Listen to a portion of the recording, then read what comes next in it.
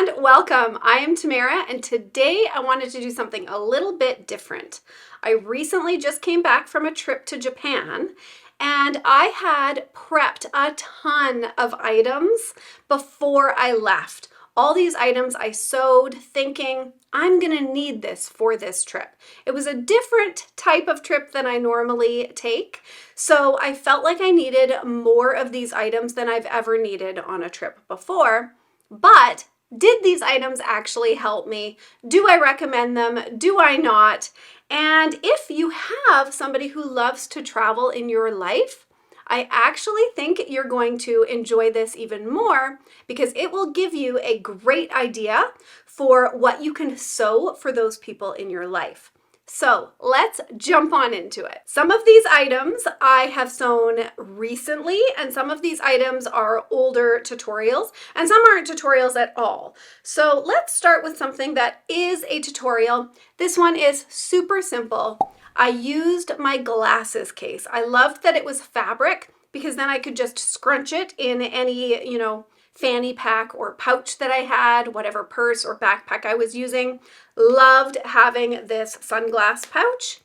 Just threw my sunglasses in there when I didn't need them, and it was awesome. Highly recommend making this project. It's a really super simple project.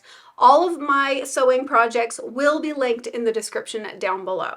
So moving on from the sunglass case, I actually made myself this little case here. Now, this is not a specific sewing tutorial, but I do have a sewing tutorial where I walk you through all the steps on how you can make a zipper pouch that doesn't have weird dents in the side and doesn't pull on your lining. So I made this following that method. The only difference is I did not do boxed corners. I wanted this to be a flat zipper pouch. It still has a quilted layer, which I very much like because I put a mirror inside. So I am getting older and the hotel mirrors are no longer sufficient for me, especially when I have to do my eyeliner. So I wanted to take a very good mirror along with me, and I made this zipper pouch for that.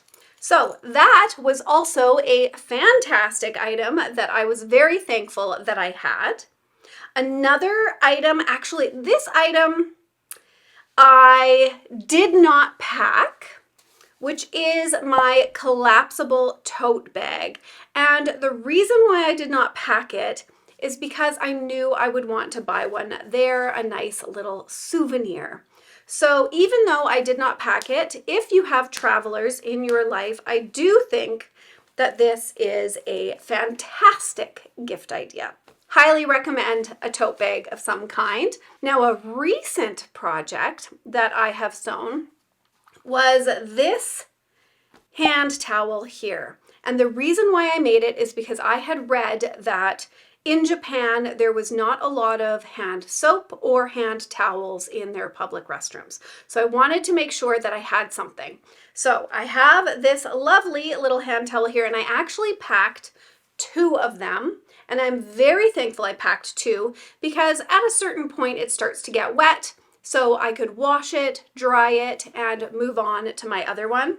So thankful I had those. And I actually went and purchased these little soap packs. They're just little pieces of paper that you can use as your soap. So in the end, I guess maybe the places that I ended up in Japan, they had soap. I maybe ran into one place where I really needed this, but everywhere else I found there was soap. So in the end, probably didn't need this, but the hand towel, super helpful. And to be honest, now that I'm back in Canada, I'm going to keep this on my person because we also don't have paper towels in a lot of bathrooms. It's just those hand dryers, and I just don't like those hand dryers. So this was awesome. Loved having this on our trip. Let's see here. Oh, I made this. Now this is not a tutorial. I just used some simple outdoor fabric And I created a pouch because I knew that the season that we were going to come across rain, but I wanted to be able to condense my rain jacket as best I could.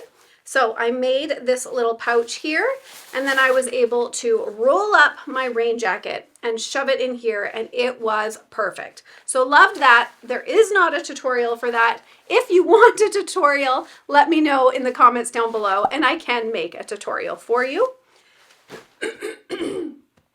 Oh, sorry. I am quickly losing my voice because when I got back from Japan, I promptly got sick. So still in recovery mode. Let's see, what else did I pack along? Oh, I loved having this. I hooked this to my backpack, and it was just easy access for my floss and for my lip chap. So there is a tutorial for this one on my channel. Loved using this. It was super handy. And when it wasn't on my backpack, I had it on my crossbody bag. So that I loved. And then I did, in recent tutorials, I did a set of 3 different pouches that you can make that I highly recommend for maybe the men in your life, because they're not made out of your quilted cutesy fabric. I used outdoor fabric for these. So these were just simple zipper pouches, and I used them for really anything and everything. I had candy in this one. I had gum in this one. And then my other pouch here, this one is a different version, but it was one of those 3. And in this one, I kept all of our electronic cords and plugs and like my earbuds, that kind of stuff. So that's what was in that pouch. And then I had the 3rd pouch in that little series, which was this one here. I made 2. So I gave this one to my older son and then the other one to my younger son, which I still don't have. So I'm guessing he's still using it, which is great. And they just used it for their personal easy access. So they put their own personal plugs and cords in here, as well as their earplugs. My one son uses the Loops earplugs. So I found that these were a fantastic way to give them a way of organizing and sorting their things and keeping it all together without it just ending up at the bottom of their backpack, as kids usually do. I also made this before I left, and this is a jacket holder, and I am going to admit it never got used. I really thought that I would use it.